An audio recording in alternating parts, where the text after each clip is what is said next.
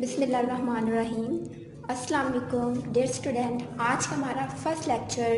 Class second year کے ساتھ، اور ہم جو ہے سب سے پہلے سٹارٹ کریں گے ماڈرن پروز سے، جو ہمارے چیپٹر ہے 10 چیپٹر، اور اس کا فرسٹ لیسن ہے،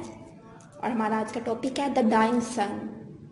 چیپٹر کی ٹرانسلیشن تو میں نے آپ کو پریویس میں انٹروڈکٹیو لیکچر میں بھی بتا دیا تھا کہ چیپٹر کی ٹرانسلیشن ہم نہیں کریں گے، صرف اس کے کویسچن کرنے ہوتے ہیں اور سینونیم کرنے ہوتے ہیں۔ تو چیپٹر کی کویسچن کرنے سے پہلے میں آج کی اس لیکچر میں آپ کو چیپٹر کی جو سٹوری ہے، یہ کس ٹاپک پہ، اس کا جو نیم ہے دا ڈائنگ سن، یعنی ٹوٹتا پھوٹتا سورج، یا پھر ڈائنگ مطلب مرتا ہوا، یہ بھی ہم کہہ سکتے ہیں، بجھتا ہوا سورج، مرتا ہوا سورج، یا ٹوٹتا پھوٹتا ہوا سورج۔ اور اس کے جو رائٹر ہیں، یہ آپ کو ان کا نیم نظر آ رہا ہوگا، سر جیمز جینس۔ تو اس ٹاپک پہ رائٹر نے ہمیں جو ہے اپنے کون سے تھاٹس، کیا ان کی فیلنگس ہیں جس کی وجہ سے اس نے جو ہے نا یہ چیپٹر رائٹ کیا ہے، اور اس کے پرسنل ویوز کے بارے میں ہم ڈسکس کریں گے۔ تو چیپٹر کی جو شروعات ہوتی ہے وہ کچھ اس طرح سے ہوتی ہے کہ یہ جو ایسے ہے دا ڈائنگ سن، یہ کیا ہے؟ اس کے اندر صرف یہ بتایا گیا ہے کہ زمین کی تخلیق اور اس پر زندگی کا جو وجود ہے وہ کس طرح آیا، یعنی یہ سر جیمز جینس کی وہ ہیں کہ کس طرح سے یہ پوری ارتھ جو ہے، یہ یونیورس کریٹ ہوئی، اور اس کے علاوہ جو اس کے اوپر کریچر ہے، جو مخلوقات ہیں، وہ کس طرح سے وجود میں آئی، اور انسان جو ہے کس طرح سے بنا۔ تو یہ جو مضمون ہے نا، یہ جو اپنے خیالات پیش کر رہا ہے، یہ صرف ایک مفروضہ ہے، یہ حقیقت اس میں بالکل بھی نہیں ہے، یعنی ریالٹی نہیں ہے، یہ جسٹ فینٹیسی ہے، جو کہ سر جیمز جینس کے خیالات کے مطابق کہ شاید یہ زمین ایسے بنی ہو، یعنی ہم صرف اس کو قیاس آرائی کہہ سکتے ہیں کہ یہ سائنسی حقیقت بالکل بھی نہیں ہے، یعنی اس میں کوئی بھی ٹھوس سائنسی حقیقت نہیں پائی جاتی، صرف یہ کیا ہے، ایک مفروضہ ہے، ایک کہانی ہے، ایک فینٹیسی، یعنی ایک فرضی قیاس کہ شاید ایسا ہو۔ تو سر جیمز جینس کہتے ہیں کہ یہ جو کائنات ہے، یہ جو یونیورس ہے،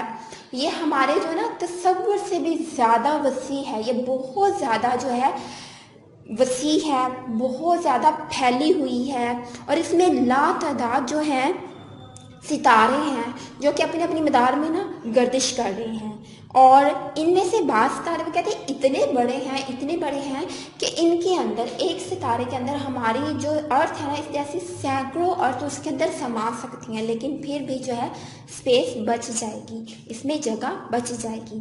یہ ستارے کبھی بھی جو ہے نا اپنی مدار سے نہیں ہٹتے، اگر یہ اپنی مدار سے جو ہے ہٹیں گے تو بہت بڑی تباہی آئے گی، یعنی سر جیمز جینس کہہ رہے ہیں کہ اپنی گردش میں لگے ہوئے ہیں، اگر یہ اپنی اختلاف کرتے ہیں، اپنی گردش سے رک جاتے ہیں تو بہت بڑی تباہی ہوگی، کیونکہ ہمیں دیکھیے یہ پوری جو کائنات ہے ایک نظم و ضبط کے تحت بنائی گئی ہے، پوری یونیورس، ہر چیز دوسرے پہ ڈپینڈ کرتی ہے، یعنی یوں کہہ لیں جس طرح ایک پوری مشین کی باڈی ہوتی ہے نا، اس کا ایک ایک پرزا، ایک ایک کل جو ہوتا ہے نا، اس کے لیے کمپلسری ہوتا ہے، اگر اس میں سے ہم ایک پرزا بھی نکال لیتے ہیں تو وہ مشین بیکار ہو جاتی ہے۔ جس طرح انسانی ڈھانچہ بھی ایک مشین کی مثال ہے کہ اگر فنگر میں پین ہوتی ہے نا تو ہمارا پوری باڈی سسٹم جو ہوتا ہے وہ ڈسٹرب ہوتا ہے۔ اس طرح یہ پوری جو کائنات ہے، اللہ تعالیٰ نے اس کو ایک خاص ضابطے کے تحت جو ہے بنایا ہے، اور اس طرح وہ کہہ رہے ہیں کہ اگر ایک بھی ستارہ جو ہے وہ گردش سے، اگر کوئی ستارہ جو ہے نا وہ اپنی گردش سے ہٹ جاتا ہے تو پھر کیا ہو جائے گی، یہ کائنات کا جو نظام ہے وہ نیست و نابود ہو جائے گا۔ تو مصنف کے مطابق، جو مصنف کے خیالات ہیں، جو اس کے پوائنٹ آف ویو ہے، وہ کہتے ہیں آج سے کروڑوں سال پہلے نا ایک ایسا حادثہ رونما، ایک ایونٹ ہوا کچھ اس طرح سے کہ ایک ستارہ تھا، وہ گردش کرتا ہوا سورج کے بالکل قریب آ گیا، اور جب وہ سورج کے قریب آیا نا تو سورج جو تھا اس کے کشش جو ہے نا بڑھ گئی اس ستارے پر، اور سورج کے اوپر ایک مادہ تھا جو روز اپ ہوا، یعنی وہ اوپر بڑھا، اس کی کشش جو ہے، تو پھر کیا ہوا کہ وہ جو کشش تھی، مادہ جو تھا، اس کے اوپر ایک لہر ابھری جو کہ ناقابل تصور حد تک بلند تھی، یعنی اتنی بلند وہ سورج کے اوپر وہ جو لہر تھی، وہ جو مادہ تھا، جو میٹیریل تھا، وہ لہر بن گیا، اور لہر جو ہے سورج کے اوپر جو ہے ابھری، جس کی وجہ سے جو ستارہ تھا جو سورج کے قریب آ گیا تھا، وہ جس طرح سورج کے قریب آتا گیا تھا، مادے کی جو لہر تھی وہ بڑی سے بڑی ہوتی جا رہی تھی، یعنی اس کی جو کشش تھی، جو اٹریکشن تھی وہ بڑھ رہی تھی جیسے جیسے ستارہ سورج کے قریب آ رہا تھا۔ پھر یہ ستارہ جو ہے سورج سے دور ہٹنے لگا اور اس کی کشش سے مادے کی یہ جو بڑی لہر تھی وہ ٹوٹ کر ٹکڑوں میں بٹ گئی، یعنی جب وہ ستارہ سورج سے دور گیا اس کی اٹریکشن ختم ہو گئی، جس کی وجہ سے وہ جو لہر تھی وہ ٹوٹ گئی اور ٹکڑوں میں جو ہے بٹ گئی، اور یہ جو ٹکڑے تھے سورج سے جو ہے دور خلا میں جا گرے۔ یعنی یہ مصنف جو ہے اپنے خیالات بتا رہا ہے، مگر سورج کی کشش کے باعث جو ہے زیادہ دور نہ جا سکے اور جو سورج کے گرد اپنے اپنے انداز میں گھومنے لگے۔ ان کا یہ خیال ہے کہ جو لہر ابھری تھی وہاں سے جو ٹکڑے جو ٹوٹے تھے ستارے کے، تو وہ جو ہے زیادہ دور نہیں جا سکے، بلکہ سورج نے اس کو اپنے اٹریکشن سے اپنے گرد جو ہے وہ ان کو گھمانے شروع کر دیا، وہ ان کے گرد گھومنے لگ گئے، اور ان ٹکڑوں کو سورج کے سیارے کہتے ہیں۔ یعنی مصنف یہ کہتے ہیں کہ یہ نظام شمس اس طرح وجود میں آیا کہ وہ جو ٹکڑے تھے وہ سورج کے گرد گھومنے لگ گئے، تو یہ نظام شمسی جو ہے بن گیا۔ اور ان کا یہ خیال ہے کہ ہماری زمین بھی ان ٹکڑوں میں سے ایک ٹکڑا ہے، یعنی جو لہر ٹوٹی تھی، یعنی جو لہر ابھری تھی اس میں سے جو ٹکڑے نکلے تھے انہی میں سے ہماری زمین بھی ایک ٹکڑا ہے، جو کہ بالکل غلط قیاس آرائی ہے، ایسا بالکل بھی نہیں ہے، بلکہ ہمیں معلوم ہے کہ اللہ تعالیٰ نے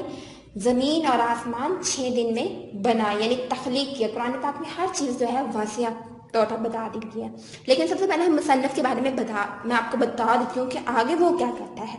پھر وہ کہتا ہے کہ شروع میں جو سیارہ تھا بہت گرم تھا، یعنی جو ہماری زمین تھی یہ بہت زیادہ ہاٹ تھی، بہت زیادہ اس کا جو ٹیمپریچر تھا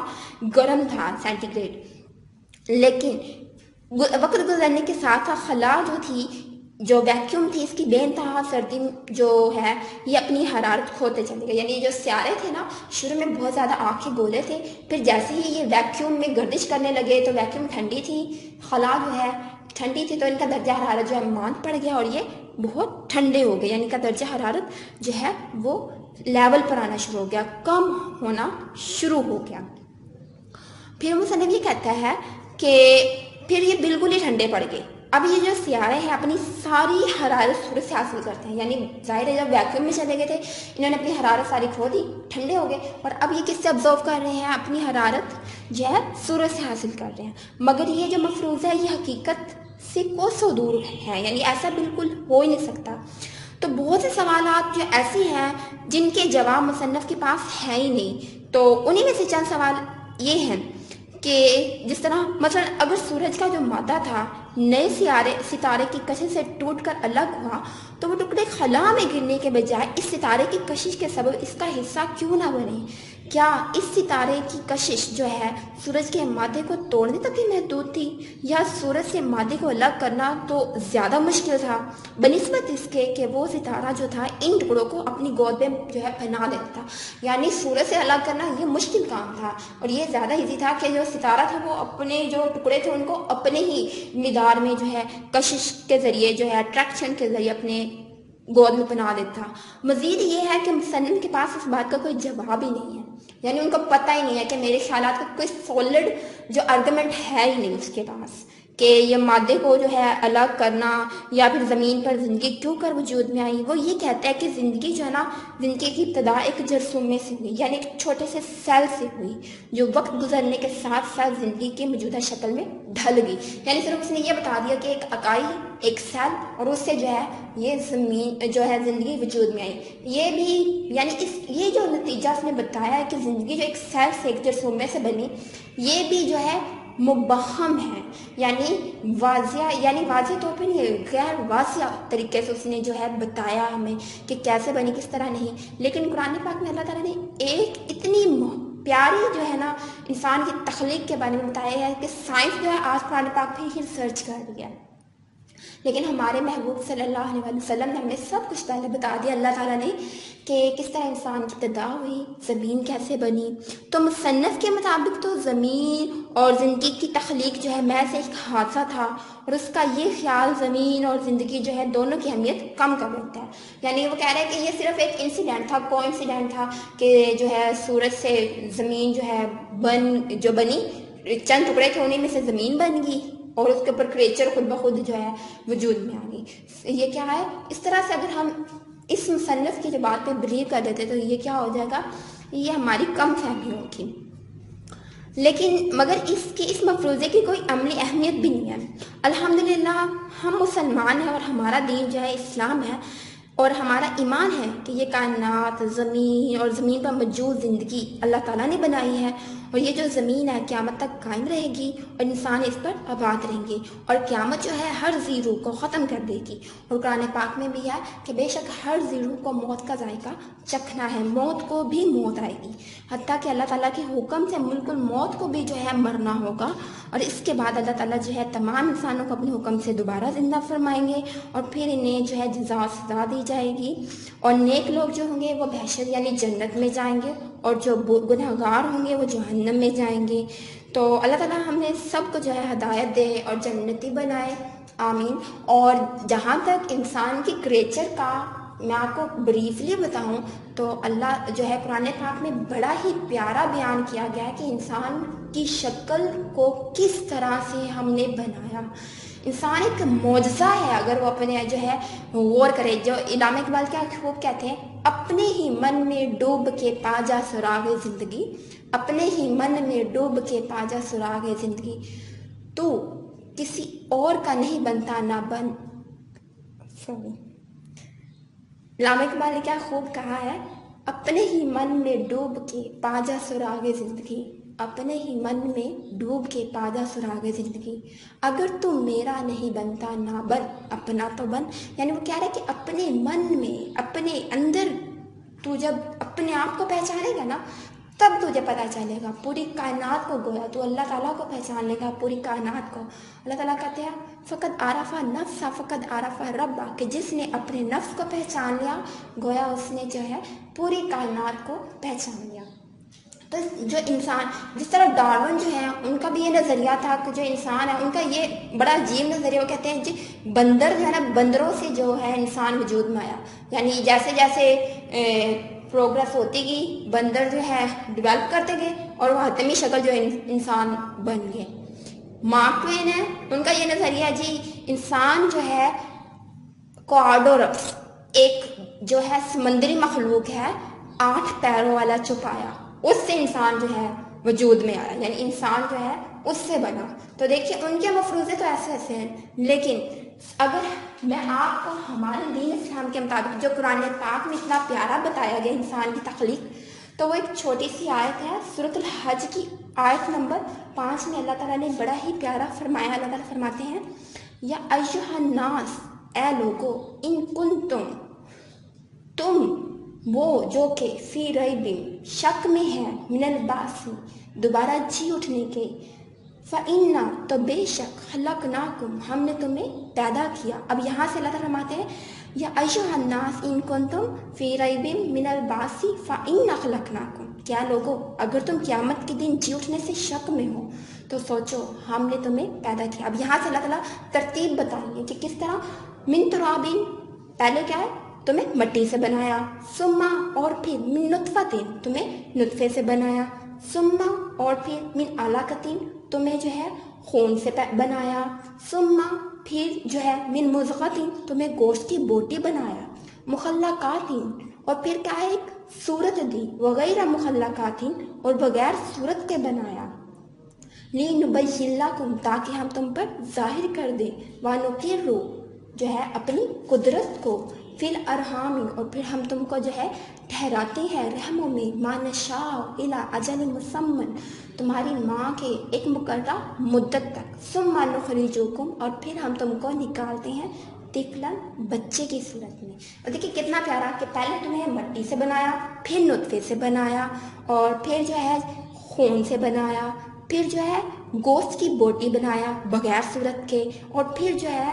پھر صورت کے ذریعے، یعنی بغیر صورت کی بوٹی سے پھر تمہیں صورت دی، اور پھر تمہیں ماں کے پیٹ میں ٹھہرایا مقررہ مدت تک، اور پھر جو ہے بچے کی صورت میں باہر نکالا۔ تو دیکھیں